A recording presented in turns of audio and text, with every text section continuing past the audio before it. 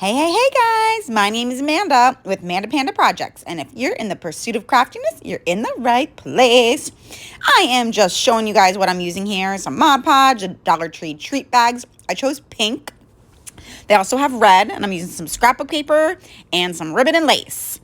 So, first thing we're going to do here is we are going to take 4 of the Dollar Tree wooden hearts, and we're going to cut 2 of the pink and black leopard, and then 2 of the black and white striped. Now, the black and white striped has glitter. It's from Hobby Lobby. Both are from Hobby Lobby, actually. Super cute paper.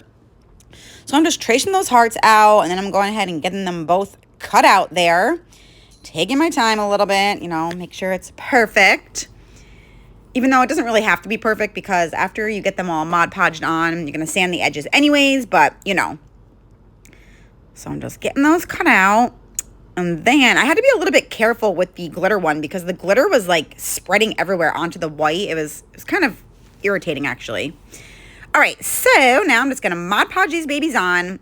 Go ahead and push them down. I use a brayer. I love this tool. I got it from Amazon. It just helps. It really works well with scrapbook paper. So I just Mod Podge. I did 2 of the black and white stripes, and then we're going to do 2 of the black and pink leopard print. So now I'm just doing that leopard print ones. And I used a good amount of Mod Podge. I mean, not like a ton. You don't have to be really as worried about wrinkles with the scrapbook paper as you would if you were using a napkin. So I'm smoothing those out. Then I go ahead and give them a dry. You want to make sure you dry them before, because once you use the sanding sponge, it might rip if they're still wet. And I had to use a baby wipe to wipe off some of that glitter. Like I said, it was spreading into the white. I don't know why. And the Mod Podge was making it stick. So I was just wiping some of it off. Now I go ahead here and get those bad boys sanded down. It was really thick scrapbook paper, so it was actually kind of hard to sand. Okay, so these are the treat bags. They're super cute. I actually just went and I ripped out the tags from the inside of them first. And then I just cut the little strings and took those right on out. So I was left with just the bag. I could have cut the front off, but I decided to just glue them together and keep them together. It was a little thicker and a little bit sturdier that way. So I just glued the tops shut. All right, I kind of expanded the video here so you could get a little bit of better view and see the entire project of what I'm doing. I was just kind of playing with it, seeing how I wanted to arrange them. So now I was deciding what ribbon I wanted to put at the top, which was a tough decision. I cut out some of this, but I went back through the different ribbons 4 times until I finally landed on the red and pink little lips there. So I just glued a strip of those to the top. I kind of wrapped it around to the back just a little bit, so it gave it a little bit more of a finished look. So I just did that for all 3 of the treat bags there. Super cute ribbon. I got that ribbon at Walmart. It was 40 cents last year after Valentine's Day. Actually, it might have been 10 cents. All right, and I am using the really thick jute, okay? I'm not using the thin twine. I just thought it would be a little bit easier to get the hearts and the treat bags glued to the twine if it was that thick jute twine instead of the thin one. So I did put my finger protector on there. You didn't see that, but I am protecting my finger.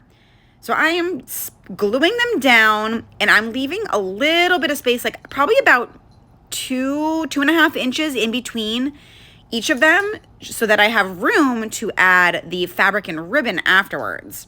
But I didn't want there to be a ton of room. I didn't want to really be able to see the jute at all once it's completed. Just enough room to fill it in. All right, look how cute it is looking. Oh my God, I love that combination of the pink with the leopard and the black and white stripe. All right, so I just cut a strip of lace here, and I tested it out first to see if the strip was gonna be long enough for me to tie, because lace can be tricky. And then I went ahead and I cut 8 pieces. So that way I have 1 in between each item and then 1 on each end. So I cut the lace, then I'm actually ripping the strips of buffalo check so that it gives that raggedy look. Measured them out. I knew that the lace was a perfect length, so then I used that as a template to measure the rest of them. I also tested it out because it's a little bit different to tie it than the lace. The lace had some stretch. So I just wanted to make sure I was going to be able to tie it without any problems. And then same thing, went ahead and cut 8 strips of that. And then I decided to use this pink ribbon with the little white hearts. So I tested that one out. It was a little bit stiffer and thicker of ribbon, so I wanted to make sure that I could tie that one. And as you'll, oh my God, look how cute that is, you guys. Oh my God. So as you'll see, after I go to cut the 8 pieces of this ribbon, I realized I did not have enough ribbon because it was like a small little thing. So I ended up cutting a few of the strips like lengthwise. I just used a couple that are thinner. You can't even tell once I'm all done.